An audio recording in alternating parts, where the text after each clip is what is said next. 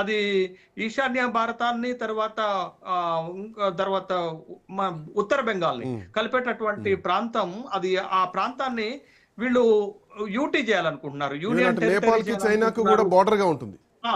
Union territory చేయాలనుకుంటున్నారు అనేటటువంటి ఒక కీలకమైనటువంటి అంశాన్ని తెరపైకి తీసుకురావటం వల్ల ఆ ప్రాంతంలో కొంత ఓటింగ్ పైన ప్రభావం పడుతుంది. అది భారతీయ జనతా పార్టీకి నష్టం చేసేటటువంటి అంశంగానే కనపడుతుంది. అయితే గత ఎన్నికల్లో మీకు ఉత్తర బెంగాల్లో ఉన్నటువంటి 53 శాసనసభ స్థానాలు ఉంటే దరిదాపు 30 శాసనసభ స్థానాలని భారతీయ జనతా పార్టీ గెలవగలిగింది.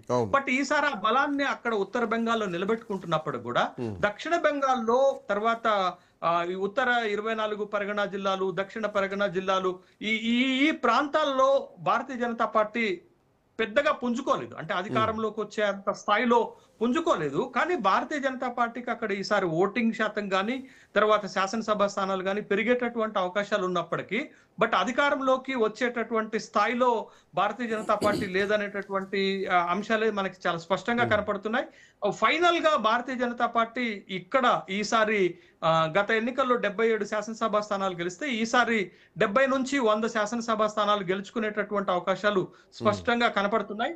అదేవిధంగా తృణమూల్ కాంగ్రెస్ 170 నుంచి 180 శాసనసభ స్థానాల్లో విజయం సాధించవచ్చు. అయితే ఈసారి లెఫ్ట్ ఫ్రంట్ తర్వాత కాంగ్రెస్ కూడా 2-3 సీట్లకు పరిమితం అవుతాయా, లేకపోతే 10 శాసనసభ స్థానాల కంటే తక్కువ స్థాయిలో వాళ్ళ ఫ్రంట్ లేకపోతే వాళ్ళ పార్టీ అవకాశాలు ఉన్నాయి.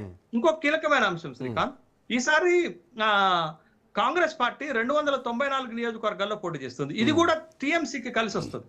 ఎందుకు కలిసి వస్తుంది అంటే గత ఎన్నికల్లో కాంగ్రెస్ సిపిఎం పొత్తు పెట్టుకోవటం వల్ల అక్కడ ఓటు ట్రాన్స్ఫార్మేషన్ జరగలేదు. కానీ ఈసారి అక్కడ 294 నియోజకవర్గాల్లో కాంగ్రెస్ పోటీ చేస్తుంది. కాంగ్రెస్ పార్టీ లీడర్ అధీర్ రంజన్ చౌదరి కూడా ఎన్నికల్లో పోటీ చేస్తున్నారు. కాబట్టి 2-3 నియోజకవర్గాల్లో వాళ్ళు కూడా బలంగా ఉన్నారు. మాల్డా లాంటి ప్రాంతంలో బలంగా ఉన్నారు. తర్వాత 294 నియోజకవర్గాల్లో ప్రభుత్వ వ్యతిరేక ఓటుని తన వైపుకు తీసుకుంటారు. భారతీయ జనతా పార్టీ కొద్దిగా ఇబ్బందికరమైన పరిస్థితి ఉంటుంది. కాంగ్రెస్ ఈ ఎత్తుగడ టీఎంసీకి అనుకూలమైనటువంటి పరోక్షంగా తీసుకున్నట్టుగా నాకైతే కనపడుతుంది. కాబట్టి మొత్తంగా భారతీయ జనతా పార్టీ తన బలాన్ని పెంచుకున్నప్పటికి కూడా అధికారంలోకి వచ్చేటటువంటి అవకాశాలు కనపడట్లేదు. దీని మరొకసారి local sentiment, out Zydus insiders అనేది బలంగా ప్రజల్లోకి తీసుకుపోయారు. ఒకసారి మాట్లాడదాం సార్. సో పాయింట్ ఏంటంటే ఇప్పుడు 2 ఫేజ్ల్లో ఎలక్షన్స్ జరుగుతున్నాయి. సో ఎల్లుండి 29కి ఎన్నిక సెకండ్ ఫేజ్. సో మొదటి ఫేజ్ బీజేపీ బలంగా ఉన్నటువంటి ప్రాంతాల్లో ఎన్నిక జరిగింది అనుకుందాం. బీజేపీ ఈ హైప్ కూడా చూస్తే ఇక బీజేపీ అధికారంలోకి వచ్చేస్తుంది అన్నటువంటి హైపే కనిపిస్తోంది. మోడీ ప్రచారం, స్ట్రీట్ ఫైట్ ఇవన్నీ చూస్తుంటే కనుక. బట్ ద పాయింట్ ఏంటంటే సార్, మమత పునాది ఎక్కడుందంటే ఈ 6 జిల్లాలే. ఇందాక మీరు ప్రస్తావించినటువంటి మాల్దా కానీ, ముర్షిదాబాద్ కానీ, ఉత్తర దినాజ్పూర్ కానీ, దక్షిణ పరగణాలు కానీ.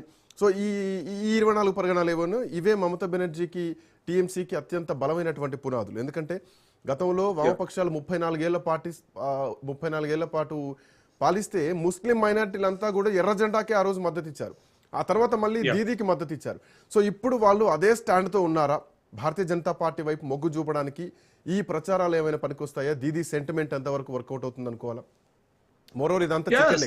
శ్రీకాంత్, ప్రధానంగా ఇవాళ వెస్ట్ బెంగాల్లో ఓటింగ్ ని గెలుపోటముల్ని ప్రభావితం చేసేది 30% ఉన్నటువంటి మైనారిటీలు, తర్వాత పెద్ద ఎత్తున ఓటింగ్ వచ్చేటటువంటి మహిళలు. బట్ ఈ 2 సెక్షన్స్ మీరు మొదటి దశ పోలింగ్ లో కూడా మహిళలు, యువత పెద్ద ఎత్తున ఓటింగ్ వచ్చి ఓట్ చేశారనేది.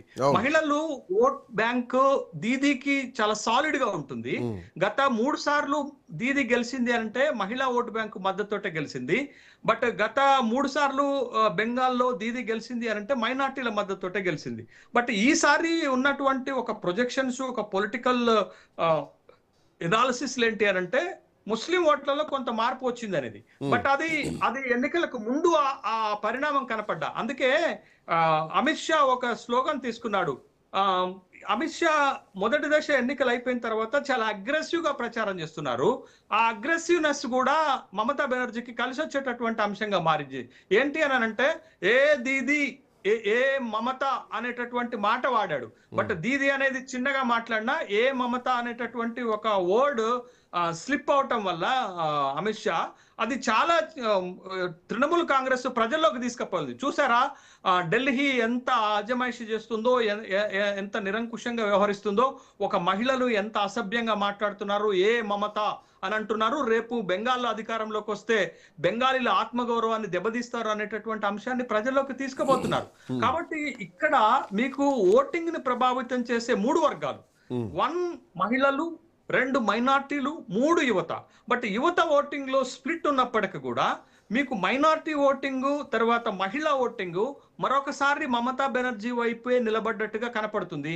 బట్ కొద్దిపాటి డిఫరెన్స్, గతంలో ఉన్నంత స్థాయిలో మద్దతు లేకపోయినా బట్ మెజారిటీ మహిళలు, మెజారిటీ మైనారిటీలు ఇంకా మమతా బెనర్జీకి బలమైనటువంటి ఓటు బ్యాంక్ గానే నిలబడ్డారు. కాబట్టి ఫలితాలలో మమతా బెనర్జీకి ఎడ్జ్ కనపడుతుంది. ఆ ఎడ్జ్ కనపడటం ఏంటి అని అంటే, బట్ బెంగాల్లో బీజేపీ అనుకున్న స్థాయిలో మహిళలు బీజేపీ వైపుకు మళ్ళలేదు, బీజేపీ అనుకున్న స్థాయిలో మైనార్టీలు టీఎంసీ నుండి విడిపోలేదు. కాబట్టే మైనార్టీలు భద్రంగా ఉండాలంటే టీఎంసీ రావాలని మైనార్టీలు కోరుకుంటున్నారు. మహిళలకి మమతా బెనర్జీ